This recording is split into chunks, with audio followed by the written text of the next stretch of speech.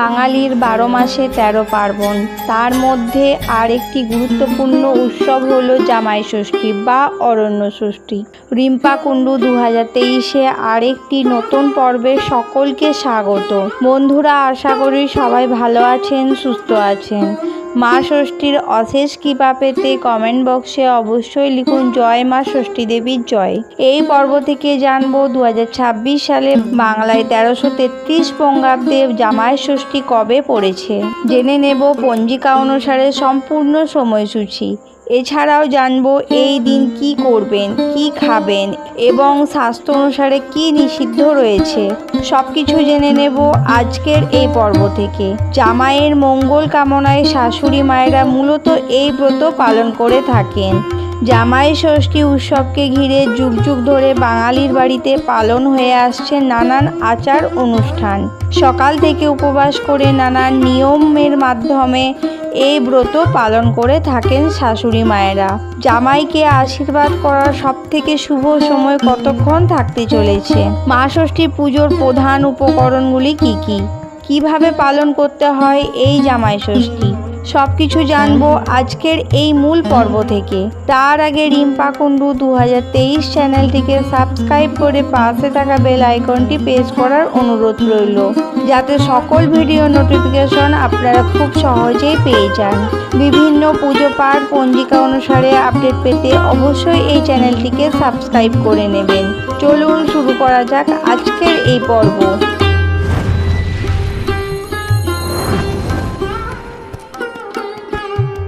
প্রথমেই আমরা জেনে নেব 2026 সালে বাংলায় 1433 বঙ্গাব্দে জামাই ষষ্ঠীর পূর্ণাঙ্গ সময়সূচি। ষষ্ঠী তিথি শুরু হবে বাংলায় 4ঠা আষাঢ় 1433 বঙ্গাব্দে, ইংরেজি 9ই আষাঢ় 2026 সালে শুক্রবার রাত্রি 10:16 থেকে। ষষ্ঠী তিথি থাকবে বাংলায় 5ই আষাঢ়, ইংরেজি 20 জুন শনিবার রাত্রি 8:57 পর্যন্ত। উদয় তিথি অনুযায়ী 2026 সালে জামাই ষষ্ঠী পালিত হবে বাংলায় 5ই আষাঢ়, ইংরেজি 20 জুন শনিবার। জামাইকে আশীর্বাদ করার শুভ সময় থাকবে ওই দিন অর্থাৎ শনিবার সকাল 9:29 থেকে দুপুর 12:09 পর্যন্ত। মা ষষ্ঠীর প্রধান উপকরণগুলি হলো ঘট, আম পাতা, তাল পাতার পাখা, করম চা, ধান, দুব্বার সংখ্যা থাকবে 108টি। ফল ফুল 5 রকমের অর্থাৎ বিজোড় সংখ্যা ফল লাগবে। মিষ্টি, সাদা সুতো, হলুদ বাটা, ফুল, বেলপাতা ও সরষের তেল। এবার জেনে নেব কিভাবে পালন করতে হয় এই জামাই ষষ্ঠী। এর নিয়মগুলি কি রয়েছে? জামাই ষষ্ঠীর দিন শাশুড়ি মায়েরা তাদের জামাতা ও মেয়ের মঙ্গল কামনায় মা ষষ্ঠীর পুজো করেন। তাই যতক্ষণ না মা ষষ্ঠীর পুজো হচ্ছে এবং জামাইকে আশীর্বাদ করা হচ্ছে ততক্ষণ পর্যন্ত শাশুড়ি মায়েদের উপোস থাকতে হয়। জামাইকে আশীর্বাদ করার পর নিজে মা ষষ্ঠীর প্রসাদ খেয়ে শাশুড়ি মায়ের উপোস ভঙ্গ করবেন এবং ওই দিনে আপনারা সারাদিন নিরামিষ আহার গ্রহণ করবেন। শাশুড়ি মায়েরা ওই দিন সকালে ঘুম থেকে উঠে স্নান সেরে শুদ্ধ বস্ত্র পরে সূর্যদেবকে অর্ঘ্য প্রদান করুন। তারপর নিজের ঠাকুর মন্দিরে ইষ্ট দেবতাকে পুজো সেরে নিন। এরপর আপনারা মা ষষ্ঠীর পুজোর প্রস্তুত নিন।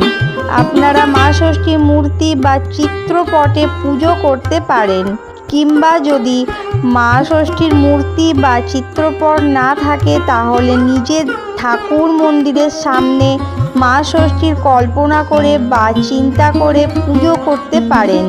এই দিনে আপনারা মন্দিরে গিয়েও পুজো করতে পারেন। আবার গ্রামাঞ্চলে দেখা যায় এই দিন অনেক শাশুড়ি মায়েরা একসঙ্গে পুজো করে থাকেন। একটি জলপূর্ণ ঘটের ওপর আম পাতা রাখুন। এরপর মা ষষ্ঠীর ডালা সাজিয়ে নিন।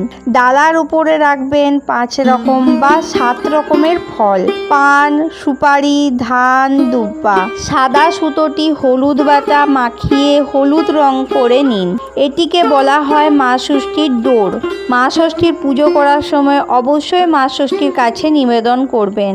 গরম চা, তাল পাতার পাখার মতো সহজ উপকরণ সাজানো হয় মা ষষ্ঠী বা অরণ্য ষষ্ঠীর ডালা। মা ষষ্ঠীর সামনে মিষ্টি ও জল দিন। এরপর ফুল বেলপাতা দিয়ে মা ষষ্ঠীকে পুজো করুন। পুজো শেষ হয়ে গেলে শাশুড়ি মায়েরা তাদের জামাই আসলে আসন পেতে বসতে দেবেন। সেখানে একটি প্রদীপ ধরে দেবেন। তাদের কপালে হলুদ ও তেলের ফোঁটা দিতে পারেন বা দইয়ের ফোঁটাও দিতে পারেন। জামাইকে আশীর্বাদ করার পর শাশুড়ি মায়েরা সাদা সুতোর হলুদ মাখানো ডোর তৈরি করেন, সেটা জামাইয়ের কবজিতে বেঁধে দেন।